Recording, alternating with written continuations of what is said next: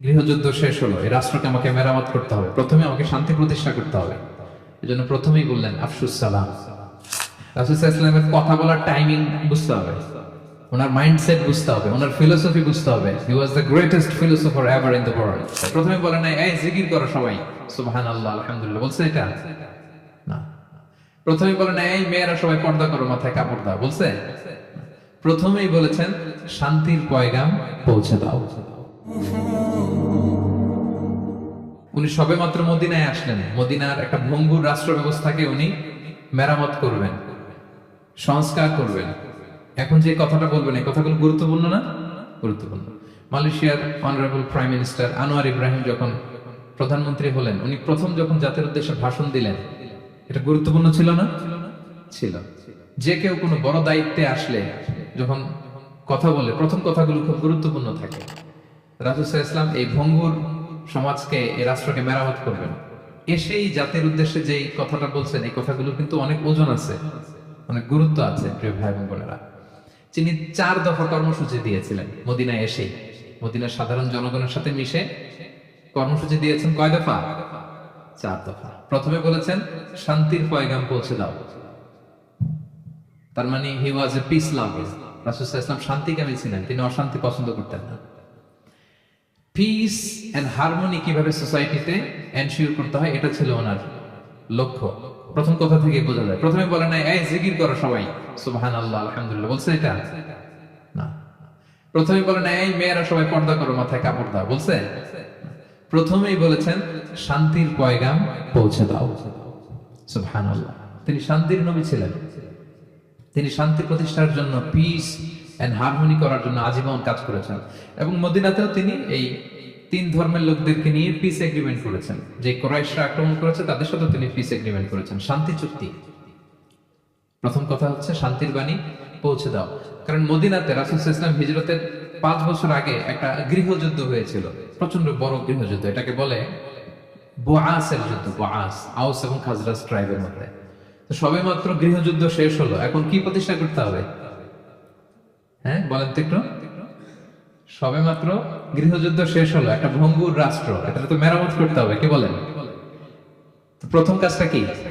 To establish piece in the society. এবং সেই কথাটাই রাসূল সাল্লাল্লাহু আলাইহি ওয়াসাল্লাম বললেন। রাসূল সাল্লাল্লাহু আলাইহি ওয়াসাল্লামের কথা বলার টাইমিং বুঝতে হবে, ওনার মাইন্ডসেট বুঝতে হবে, ওনার ফিলোসফি বুঝতে হবে। He was the greatest philosopher ever in the world. পৃথিবীর সবচেয়ে বড় দার্শনিক ছিলেন আমাদের নবী। তিনি কোনো কথা এলোপাথারি আন্দাজে বলে দেয় না, একটা বড় এইম রেখে। গৃহযুদ্ধ শেষ হলো, এই রাষ্ট্রকে আমাকে মেরামত করতে হবে, প্রথমে আমাকে শান্তি প্রতিষ্ঠা করতে হবে। এই জন্য প্রথমেই বললেন আফসুস সালাম।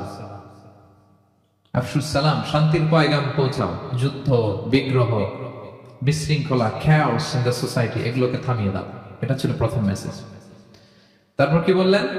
ওয়া আত'ইমুত তাআম, মানুষকে খাবার খাওয়াও, ফুড শেয়ার করো। এটা সিম্পলি শুধু খাবার খাওয়ানো বুঝলে হবে না, খাদ্য সংকট দূর করো। খাদ্যদ্রব্য মানুষের নাগালে নিয়ে আসো, মানুষের ঘরে ঘরে খাবার পৌঁছে দাও।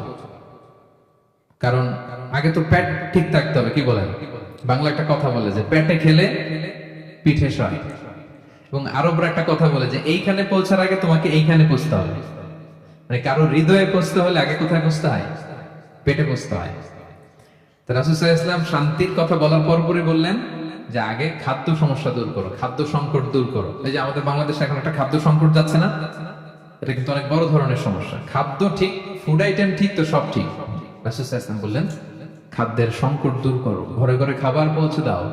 The vulnerable people of the society, তাদের প্রতি টেক কেয়ার করো, লুক আফটার করো, অনাহারের মুখে খাবার পৌঁছে দাও। এটা ছিল দ্বিতীয় কর্মসূচি। 3 নম্বরে বললেন ওয়াসিলুল আরহাম, আত্মীয়তার বন্ধনকে মজবুত করো। এই যে কিনশিপ টাইজ, এই বন্ডেজটাকে আরো মজবুত করো। কারণ নিজেরা নিজেরা যুদ্ধ করলে কি আর শান্তি থাকবে? থাকবে না। আত্মীয়তার বন্ধনকে মজবুত করো। সব শেষে বললেন নামাজের কথা। আমরা কারোর সাথে দেখা হইলে প্রথমে কি বলি? আগে বলি নামাজ করেন, দাড়িটা লম্বা করেন, মাথায় একটা টুপি দেন, বোরকা পরেন। এই কঠিন কঠিন কথা বলে আমরা মানুষকে দিন থেকে ভাগাই। তো রাসূল সাল্লাল্লাহু আলাইহি ওয়াসাল্লাম প্রথমে বললেন পিস এস্টাবলিশ করো। এরপরে বললেন ফুড প্রিভিলেজ নিশ্চিত করো, খাবার আছে কিনা প্রত্যেকের পেটে, আগে এটা বলো। ঘরে ঘরে খাবার আছে কিনা, বৃত্তশালীরা খাবার পৌঁছে দাও।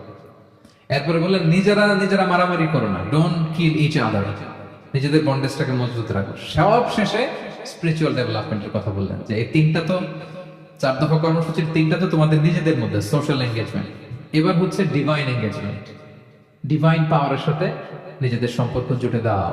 যখন সবাই ঘুমায় তুমি ঘুমিয়ে যেও না,